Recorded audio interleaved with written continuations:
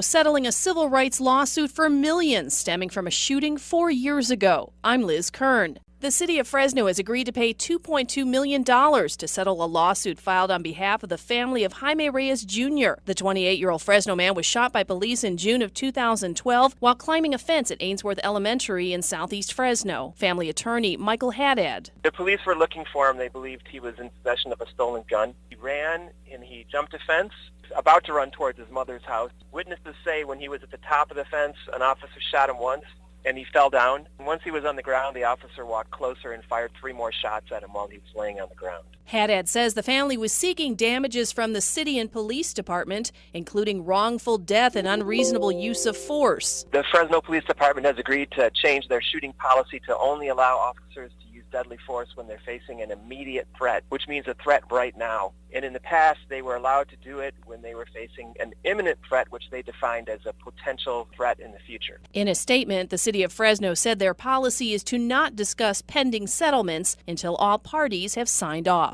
Liz Kern, KMJ News.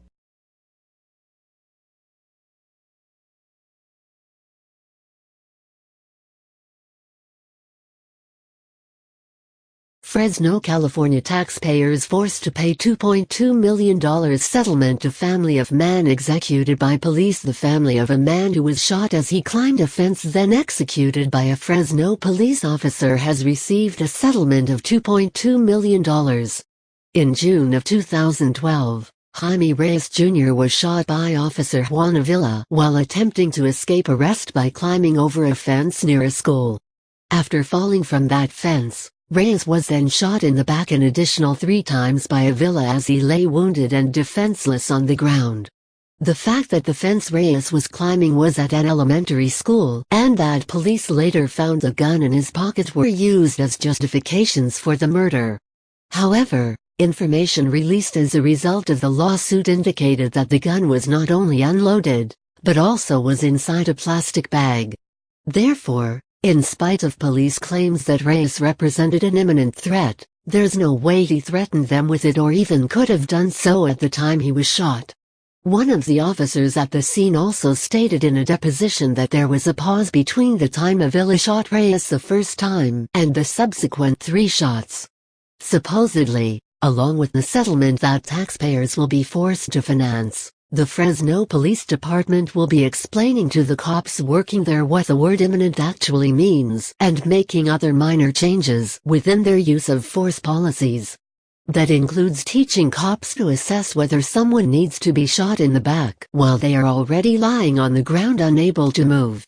In addition, homicide detectives and internal affairs officers will be strongly encouraged not to ignore witnesses who provide information that doesn't fit the predetermined narrative.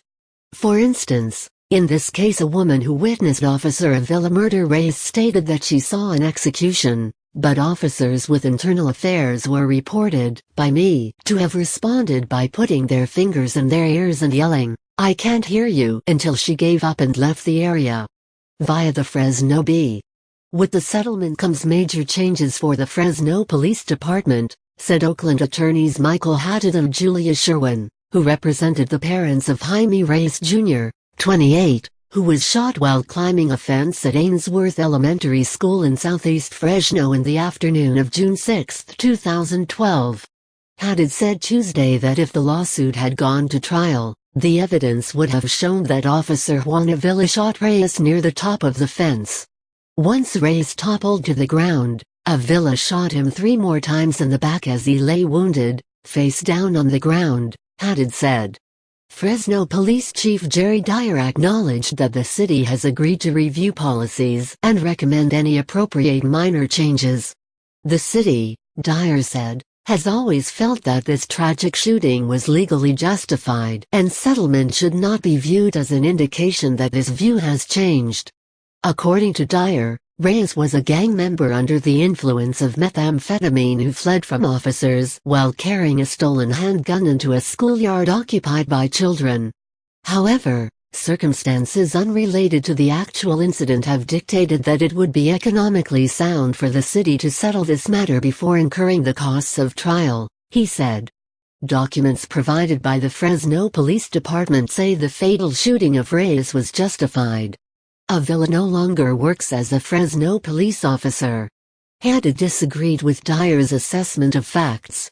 He said Reyes never pointed a gun at the officers nor threatened them. After he was fatally shot, officers found the gun in Reyes' shorts pocket, but the firearm was unloaded and wrapped in a plastic bag. City officials agreed to the settlement on November 18 in U.S. District Court in Fresno. As part of the settlement, Haddad said the Fresno Police Department has agreed to change its use of force policy. Before, officers could shoot a suspect if he posed an imminent threat. Fresno police have a unique interpretation of what imminent threat means, Haddad said. To police, it means a pending threat or a threat in the near future, Haddad said. The settlement mandates that Fresno police are only allowed to shoot a suspect if the suspect poses an immediate threat, or a threat at this very moment, Haddad said. Sergeants and patrol officers also will be trained to assess every shot, Haddad said. This way, an officer doesn't fire extra bullets when the situation doesn't warrant it, Haddad said, noting that Reyes was incapacitated with the first shot, therefore he didn't need to be shot 3 more times in the back. In addition, the settlement requires additional training for homicide detectives and the police internal affairs officers.